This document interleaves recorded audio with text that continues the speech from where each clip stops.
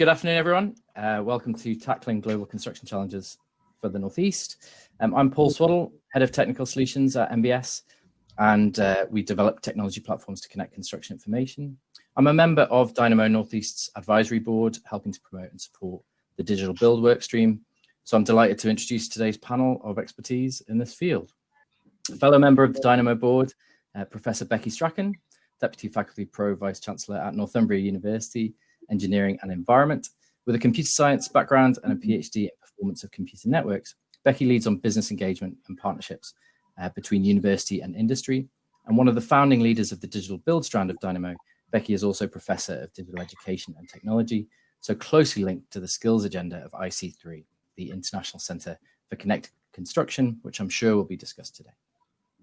We are also joined by Rob Charlton, an architect by profession and CEO of Space Group, a group of design and technology businesses for the built environment, including Space Architects, BIM Technologies, BIM Store, and their latest venture, TwinView, exploring the potential of digital twins in construction and beyond. Rob is a passionate innovator and is best known as the co-founder of the National BIM Show Live conference, which is in its 10th year. As part of this, he launches Inspiration Day, bringing together 200 school-age students to explore careers in the built environment as well. Tom Jarman, who I think is off camera, but is definitely in the session, is Senior Business Consultant. There is Tom at Waterstons, the digital and business consultancy. Tom has vast experience in social housing and local authorities, including project development, program management, planning, and sustainability for new build and retrofit projects.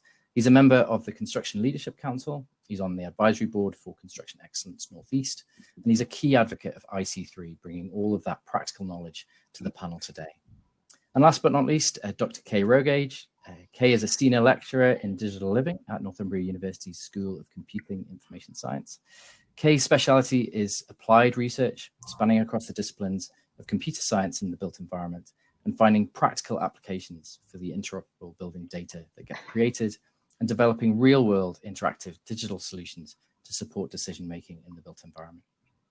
Thanks to Dynamo for the opportunity to introduce the panel today, and I'm looking forward to what is discussed. I'll pass over to our chair for this session, and that's Professor Strachan. Hi, everyone. Becky Strachan here. Thanks very much, Paul, for the introductions.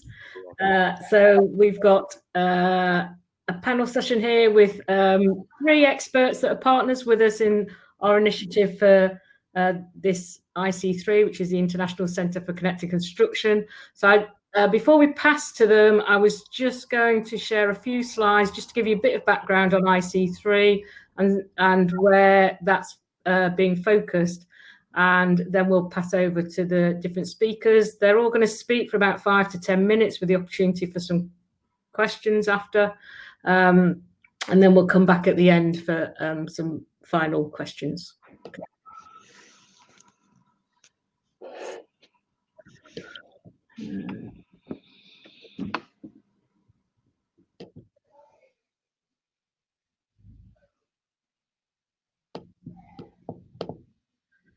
So I'm just wondering why that's okay.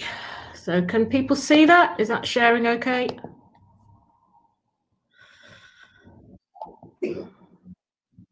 Let's stop sharing now. I think we could just see your I think you might have shared your full screen instead of just the window, Becky.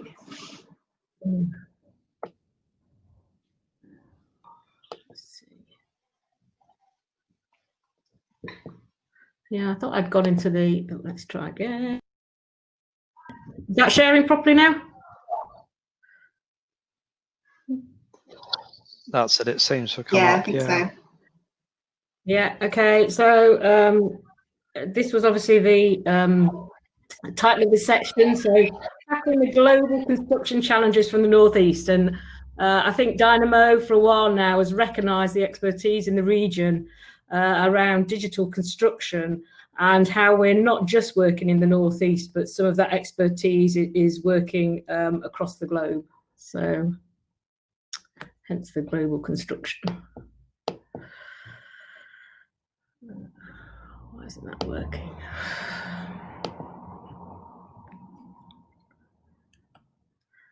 So this was the vision and ambition for IC3, that we wanted it to be a centre of excellence for digital construction. and fostering that world-leading research in collaboration with industry. So very much a partnership between academia and industry across the region, but looking at applying that across the world. And we want it to really be a hub for the sector, with that focus on productivity and performance through the use of digital technologies and smarter working. And that's not just BIM, that's much wider than just BIM, building information modelling, and how they get applied across that whole life cycle of building, from its first concept right through to how it then operates once it's up and running. And I think the context for IC3 was very much, we started from the region, and we had a real regional cluster there around originally BIM, but I think it had widened out into looking at how digital technologies can support the construction and built environment. There was definitely university research capacity, both at Northumbria, but also in other universities across the region, particularly Newcastle, Durham around energy, and also Teesside as well around BIM. So that academic and research angle was there as well. Some of the strengths too is that recognition both at regional and national level about construction and the built environment. And we obviously had the sector deal that the UK government came out with a couple of years ago, and it's very much part of their industrial strategy. And then also within the region, there's also been a recognition through the LEP and the North Tyne Combined Authority and the Teesside LEP that around built environment and construction too. And then, as we said, we had a very strong international link. So that's not only companies working globally, but actually at the universities too. We have very strong links with universities across the globe working around the research agenda on this. So having started with the positives, there are also some challenges, not just for this region, but for the sector more widely. And I think starting with one of those was around that maturity around infrastructure, so how things work together and that infrastructure that supports the introduction of digital technologies and really getting built environment to where we want it to be. And that also relates to a lack of collaboration and connectedness across the sector. So everybody working a bit in silos. I think within the region, we've had a really good, strong commitment to be more collaborative and work together.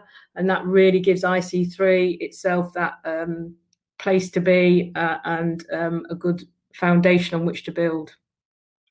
Generally, this sector too is one of the ones that has very low levels of research and development.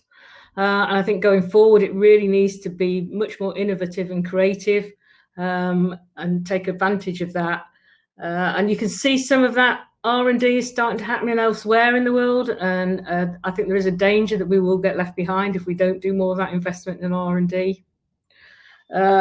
It's also had low productivity, and there are some specific areas I think that it's really fell down on. Safety obviously come to the fore recently with the Grenfell Tower and the Hackett report, and also during coronavirus, I think it has been seen as one of the least digitized sectors, and its ability to deal with things like coronavirus then becomes quite difficult.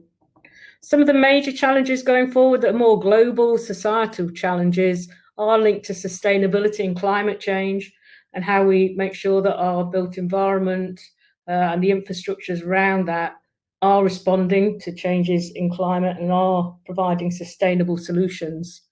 And also linked into that is healthy living. So quite a few challenges there to address, but I think we're in quite a strong place, certainly within the region, to be able to do that. And IC3 initially started off with 3 areas where it really wanted to focus, and we'll pick up on that in today's session. So the first was around assurance and traceability, really linking back to that Grenfell Town being really able to trace things through as it goes forward.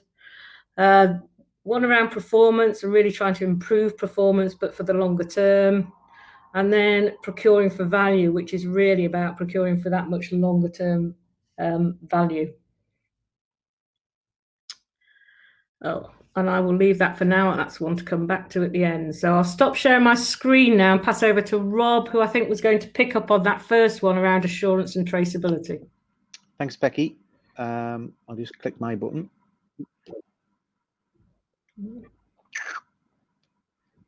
not sure what's not letting me. Can anyone see my screen now? Yes. So you should see some teddy bears on there. Yeah. Everyone got that? If people are struggling with screen size, you can click twice to maximise it. So. Okay. Yeah, so I'm picking up the traceability and the maybe setting the context in the first instance. I'm an architect by profession, and what that's allowed me to do is understand some of the challenges from a hands-on perspective. And my story around digital goes back over 20 years now when I started looking at it, and I started looking at it how it could improve things. So that's kind of where we come from. What we've been going through that process over those last 20 years, but things really changed in 2017. We had the Grenfell disaster, and 72 people lost their lives, and majority of the things that happened in that disaster, unfortunately, a lot of us knew about. So I call it construction's disgrace, which is quite a heavy term, but it was on its way, it was coming, and it, to be honest, wasn't a huge surprise for a lot of us, which is actually what the disgrace is. Where we are with that now, there's an inquiry ongoing but paused, as you can imagine, and it's on to phase 2 of that now. And if you pre-lockdown wanted to watch it, you can watch every day, and I have, because I'm a bit sad, and I've been watching some of the evidence, and it's toe curling, to be honest, but not surprising. And there's nothing that I've come across in the inquiry itself that I would say is unusual. It's just what we do every day. So that's the inquiry. After the Hackett report, the government accepted the 52 points that Judith Hackett made and said, we'll take that on board and we'll create a bill that will respond to those. And that is now the Building Safety Bill, which is due to go through Parliament. But again, Parliament isn't functioning as it normally would. But it will get there. And my view is it'll get there sooner rather than later because of the lack of progress politically in addressing some of the issues of what came out of Grenfell. So I don't propose to go through all of the items, but there's the 8 headings are on the screen here, and what it's saying is we need better regulations, we need people to take accountability.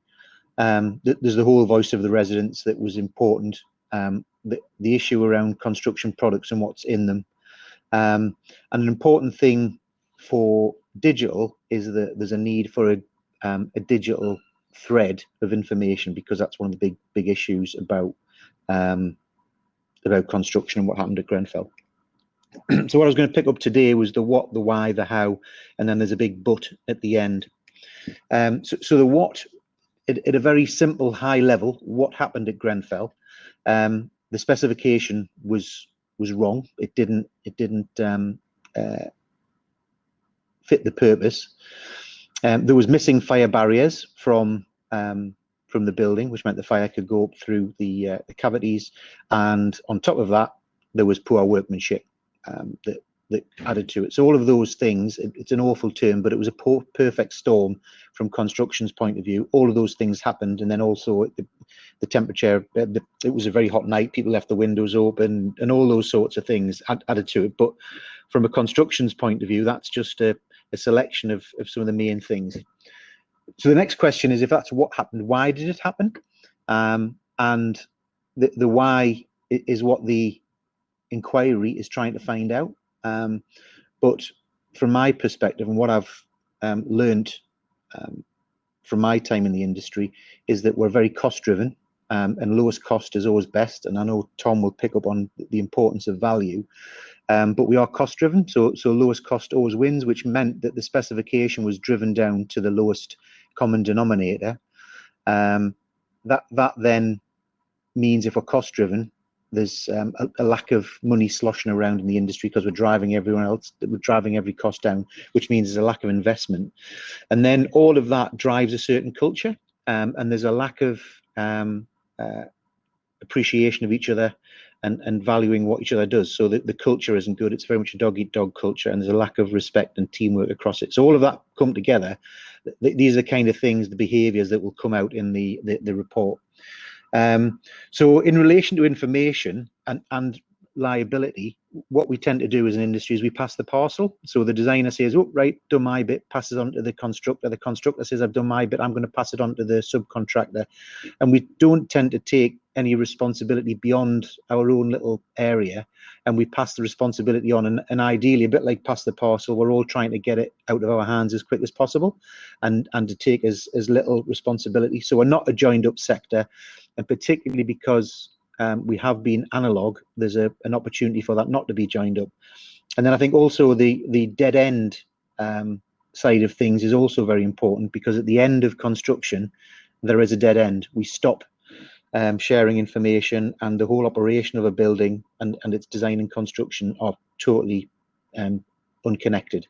So there's a dead end. So again, there are two cultural issues which impact on traceability of information. To solve this, and what we're at as IC3 is that we're trying to digitize that process. So on the left hand side, for some of the younger people watching, that's a VHS tape, and it's really taken that move from a VHS tape to where we're at with Netflix, and we want to be nearer to Netflix, so we can track information, who did what, when, and why. So what's the opportunity there? Because we're now working in a digital world, we can now start to collect all of that data, and we can track it, and we're able to do that. So top left hand corner, we've got define, so we can be very clear what was asked for at the beginning. We can define the requirements, and we can track that right through. So if you take the Grenfell scenario, were the doors that are in the that were half-hour doors, were they defined as half-hour doors, or were they defined as a 1 hour door? So let's define that in the beginning. We then design it, but we need to make sure that we track what decisions were made and who made them and why they made them. So taking the half-hour door, who decided that should be a half-hour door? How did that fit in with the fire strategy? We then build it. So who installed it? Did they install the right one? So we then build it, but we're tracking all of this data all of the time, all these decisions, and then we operate it. And you can see there, the operation side of a building is a very long period, and that's taken Grenfell. That's one of the issues, that a lot of information was lost. We gather all that information into big data, and we test it, we challenge it, we learn from it, and we feed it back into the next one, which traditionally we don't, because it's a dead end. So that's the big opportunity. So why is that possible, and what's changed? Well, one of the big things from my perspective is the generational change. A lot of the original culture comes from baby boomers and Generation X. Generation Y and Generation Z think very, very differently, and I don't think they're going to accept some of the behaviours of the past, and there's a whole another talk about that. And then the second thing is technology. Technology is far more accessible than it ever was. Cloud storage costs pennies. Computing power again is expandable. It's on the cloud, and it's very cheap. We can connect devices into the cloud very cheaply. So all of that technology now is very accessible and is very affordable. So all of that allows us to trace information, understand who did what and when. And then the big final thing, the big but, is that 2017 was 3 years ago, and the reality is nothing's changed. And that's the really dreadful thing. And we're heading towards another construction disgrace because nothing has happened. And I sit in meetings now, and it is as if Grenfell never happened. All of the same things are happening. All of the same cost cutting, lowest price, disconnection in the industry is still going on. And it's not going to change until that legislation gets in place. And that's only just a start, because that's only for residential buildings.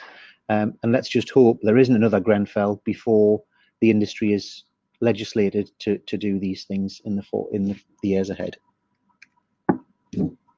Okay, and that's my 5 minutes. Thanks very much, Rob. Do we have any questions for Rob? We've probably got time for a couple of questions. Catherine, I'm assuming people can put stuff in the chat, is that right? Yes. Great. You're either very slow typists or no questions at this point. If we haven't got any questions, we'll move over and pick up Tom. Yeah. Yeah. Okay, thanks, Becky. Right. We've got one question come in, sorry, from Talib. So can BIM help Grenfell-like cases, Rob? Absolutely. The whole point of using digital is we can track information, we can understand the decisions that people have made, why they've made them. So the whole information tracking, at the moment it's all on paper and you can lose paper. The beauty of it being data, we can track it. So yeah, absolutely essential. Digitizing the process and the product is absolutely essential. And then there's one more. So Barry was saying that fears with COVID-19 pressure on the economy that nothing will change. So is COVID an opportunity or is it a further blow to this area? Yeah, so it doesn't make it any easier. I think it's a fair point from Barry. It doesn't make it easier. Yeah, I think the answer is yes, it possibly will, but that doesn't mean that we shouldn't stop. And I think legislation will force. You know, I think the legislation is critical, because if it's legislation, that has a potential for clients to accept they've got to pay for it. And I think, yeah, Richard and Barry, and Richard's above that one, mentions exactly the same point. I think, yeah, COVID will slow things. Legislation will make them happen. Okay. Great, thanks, Rob. Right, we'll pass over to Tom. Tom, I think, has shared his slides, so I think we can click on his slides if we want them to be bigger. Okay. Can everyone see the introductory slide then? Am I good to go? I can see it. Yes. Okay, great, thank you. Okay, good. Well, thank you very much, Rob. And hey, that's gone the wrong way. Okay, sorry, folks. Here we go. So I just want to quickly reiterate the IC3 mission, which is about the transformation of the global construction industry to so it can deliver safer, better quality, better performing built assets, as Rob very clearly highlighted that there's a need for that via three themes: assurance and traceability, which Rob obviously picked up via the golden thread. I'm going to talk about procuring for value, and then Kay's going to finish with improving performance. I really like this graphic. It's from a book called Donut Economics, published a few years ago.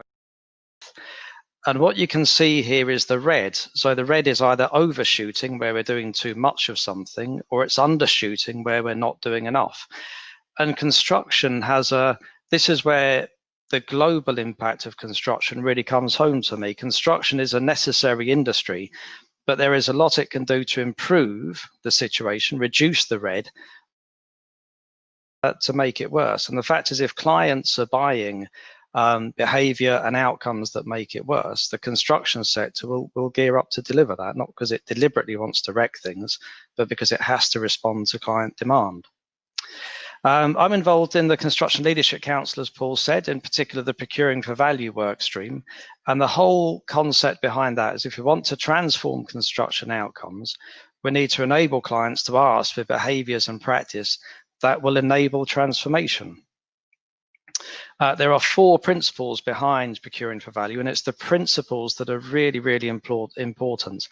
Client-led refers to clients taking active and sophisticated choices around how they procure a project, what it's intended to do, what the intent of the investment is. This requires a mixture of skill and experience and capability, but I highlight this in contrast to procurement to at lowest capital cost to minimum regulatory standards, which to me is not client leadership.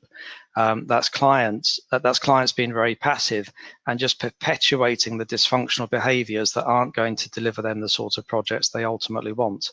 And the other three principles are for clients to talk about projects on the basis of value and outcome, and to measure these over the long term. This isn't actually that fanciful. There's a lot of traction and practice that already exists, but tend to take place a bit under the radar. I've written a blog recently for the Major Projects Knowledge Hub, which is linked there. There's also examples in practice, which is called, there's one of outcome-based procurement being used at Sellafield. I'm not too fussed whether things are called procuring for value or not. If they're operating via those principles, then that makes me happy.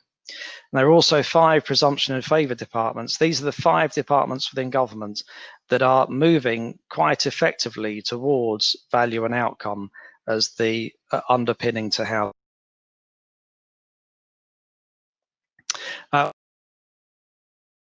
Graphic from the why we need whole life cost. If you haven't spotted it, number 21, just above agriculture. But consistently being asked to deliver product, break the law.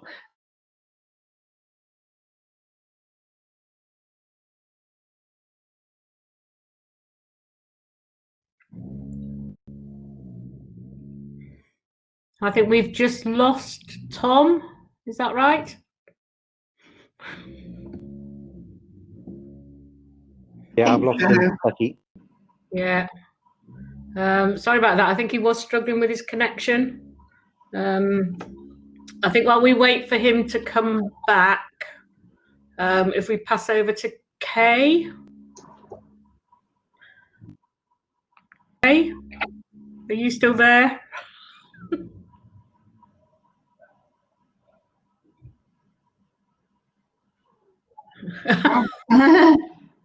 Oh, you're on mute, I think, Kay. Are you?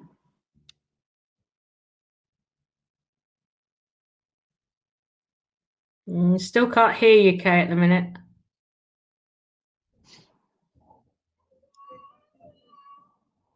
I think if you've changed your speakers, Kay, you have to go out the session and come back in. It doesn't pick up a change of speakers or microphone. So just leave the session and then click back in. So Kay's gone as well, but hopefully we will get people back again.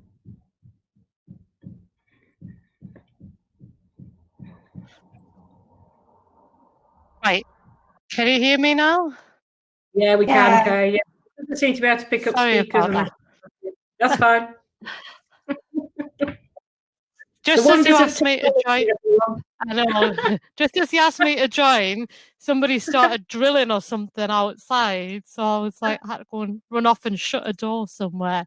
So, so yes, I'm going to talk about improving built asset performance. So I'll just share my screen now and talk about what I was going to talk about. Can everybody see my PowerPoint okay? I can't hear anybody.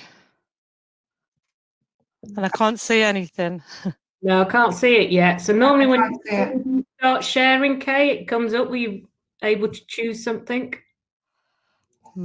Share. That looks better. Yeah, that's better. Yeah, brilliant. Thank you. I can't actually see the chat board now, so you'll have to speak to us if you need to get my. Yeah. Okay. So anybody who's ever heard me speak before will know that I'm quite big on data and especially structured data. So I guess that's what I'm going to focus on today. Because as far as I'm concerned, and from the angle I'm coming back, data is the key to understanding our buildings and understanding how they perform. And when we understand how they perform, we can understand how we can manage them better and design them better as well. So for me, data is really the important bit. And actually our buildings and the occupants of our buildings produce a lot of data, and it's not necessarily, we can get a lot of real-time data from sensor data, and yes, we've got the design data from the building models and the 3D BIMs and the associated metadata, but there's also lots of other data about occupants that we collect, whether it's you know, the demographics of the people that are using a building, or any specific needs or requirements of the building they have as well. And what we have with technology is new ways to capture data and process that data and visualize it in ways that enable us to consume that data in new ways to make better decisions about our buildings, whether it's from design through to performance and operation as well. So with data, and the majority of the stuff that I like to look at is around how can we understand our buildings better? How can we predict what's going to happen with buildings next? So certainly from an operational perspective, rather than relying on sort of traditional schedules, the maintenance schedules that say every so many years of boilers, or every year boilers got to be serviced. Well, how's about we just use the real-time data to say this boiler has been used this many times, it's due for a service, and try and do something a bit more intelligent about the ways we manage our buildings. And certainly data and technology is so advanced now, we can make lots of predictions. But unfortunately, there are some things that we can't predict with data. And as my fellow speakers have already said, there's been a number of crises recently, both the Grenfell crisis and the pandemic that we're currently facing at the moment. And maybe with the Grenfell disaster, we probably could have was going to happen had we have had the right data from start to finish, but unfortunately that wasn't the case. But certainly with the pandemic, we had very little idea that was coming until the beginning of the year, and I guess the majority of us had no idea the impact it was going to have on us and on our working lives and on our home lives. But what that crisis has done is with any crisis, it brings opportunities to look at new ways of working and new ways of thinking in order to be more resilient when a crisis comes as well. So in terms of being more resilient with our buildings, it's really meant that we have to really understand our estates and certainly understand our digital estate. So from this sense, I'm thinking, about we've all had, well, the majority of us have had to work remotely now. So, and sometimes the way that people use buildings has changed now, or the way all buildings has been used has changed now, because there are, things to do with only allowing so many people in a building at one time and only allowing them in certain spaces at one time, and being able to make sure that people are following distancing procedures and cleaning procedures. And if you've got a cleaning schedule going up, how do you manage that, and how do you link it to your buildings and make sure that that's efficient? Well, if we've got all that digitized and we've got all that data in a structured fashion, it makes it much easier for us to manage our digital estate. So I would say that earlier, some of the, I know Barry and Rob had mentioned about COVID slowing things down. I'd actually say that COVID's accelerated organisations to have to reevaluate their digital strategies and reevaluate their data and reevaluate the way that they use data as well. So from that perspective, I think COVID's actually speeded things up a little bit. And equally, as well as understanding our buildings, we have to understand our occupants, and we know that we can capture a lot of data about occupants, and actually what the pandemic has done is it's made people use technology in different ways. So it's mean that people are adopting technology for work and practice, whether it's working remotely, for social activities, to keep in touch with each other, for mental health, for organisation, for conferences, and for everything else we've done. So I think there's a real opportunity to harness this openness to adopt technology and use technology now, and a real opportunity to harness, people reevaluating their digital strategies to kind of move things forward in the industry and be better prepared and more resilient for any crises that may or hopefully may not come in the future.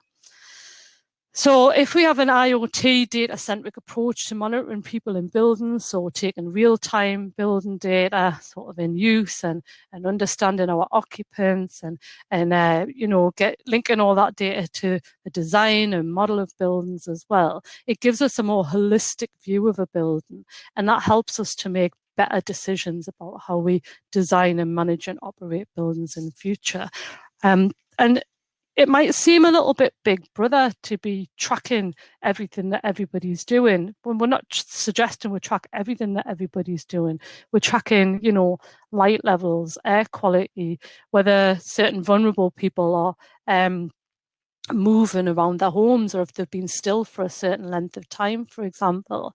And okay, people might be a bit averse to this capturing of real-time data, but we've all just been given tracking apps put on our phones without we even knowing about it half the time for the track and trace applications for COVID. So I think there's a real shift in culture, and people are less resilient now to having data about them being captured. Google's capturing data about our spending and searching habits all the time. So I think as Rob says, the Generation Ys and the Generation Zs have a very different approach to technology and how their data is captured and used.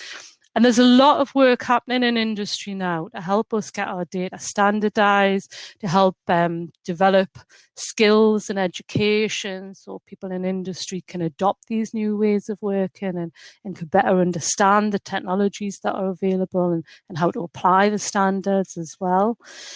And as Becky said at the beginning, there's a real sort of regional cluster in the Northeast of people working with building data or technology.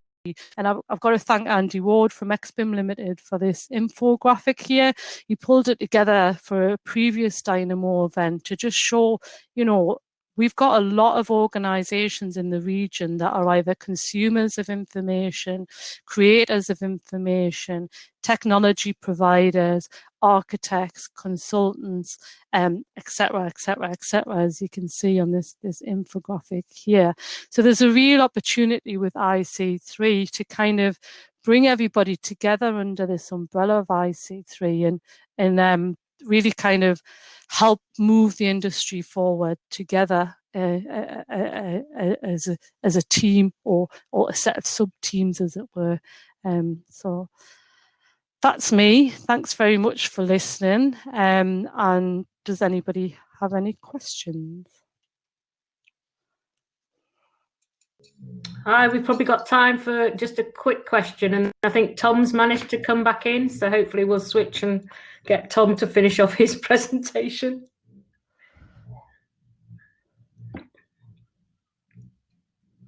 Who do you think is best placed to keep a track of the golden thread? Well, that's interesting. I think that I think in a similar way to the way that data is traditionally handed over, I think everybody's responsible for it, and I think ultimately the people that change or make decisions about changing information must be the ones that ensure that the golden thread is kept up to date.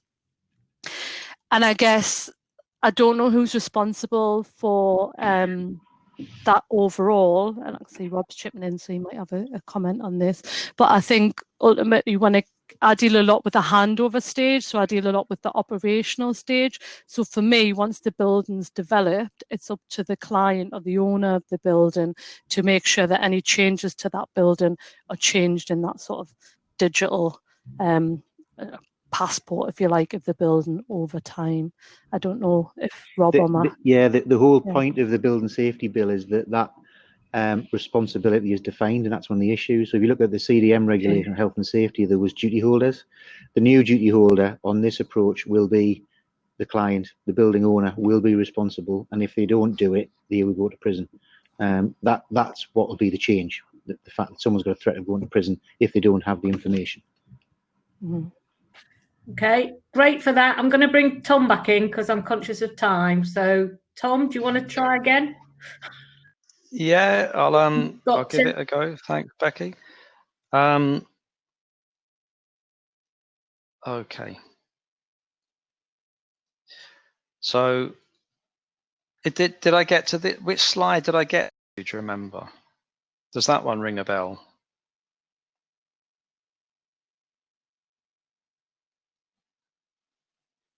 Hello?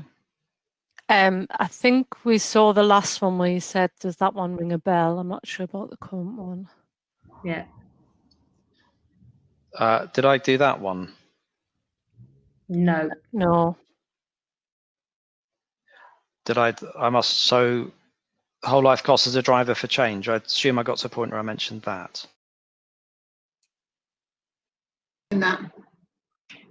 Okay, so whole life cost, but basically the benefit of that is creating a new marketplace, which then creates different types of organizations responding in a different way to that they currently do.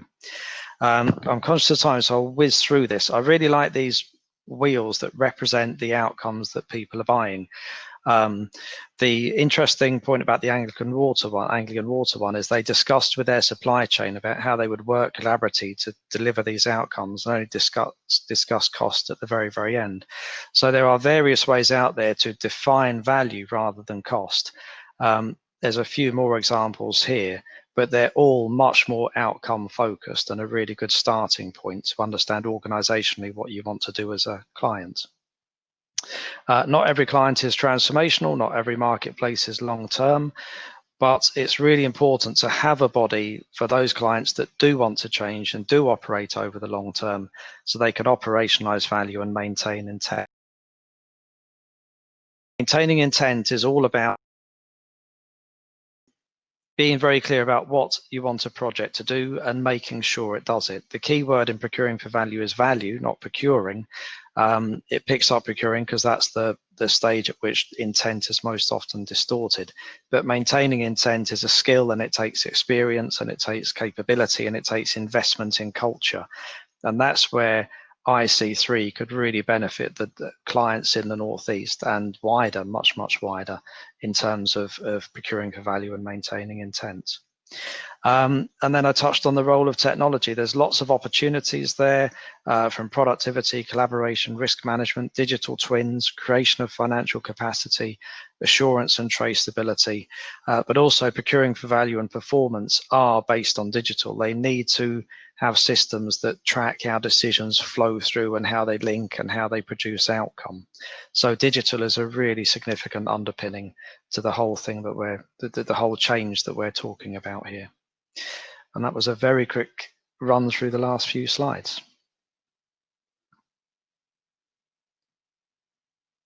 I think we've lost Becky now.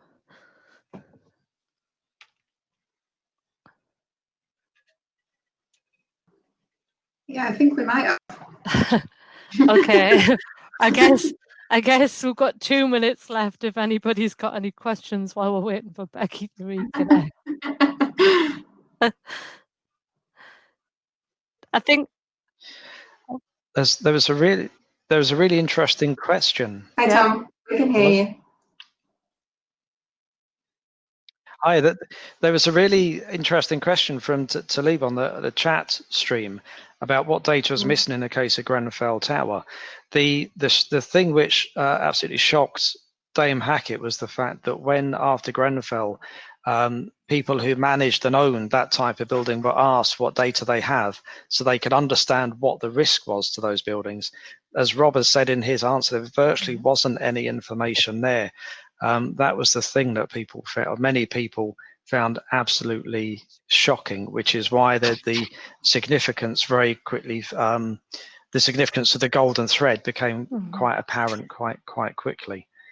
So it's a terrible shame that building owners have to be legislated to maintain basic information about the buildings they own and manage. But as Rob says, I'm not sure what other way there is to at least provide that. I think in my experience, often there's an educational process required for the building owners and managers to actually know not just what data they want, but how to ask for it in a way that they can use it as well. So there's still an educational process to be done there.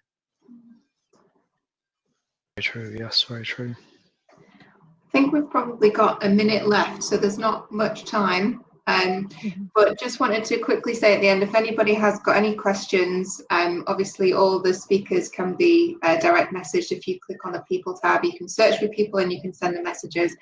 And if anybody would like to find out more about IC3 or how you can get involved, then you can send a message to either myself or Becky Strachan. Okay, thank you. Thanks, everybody.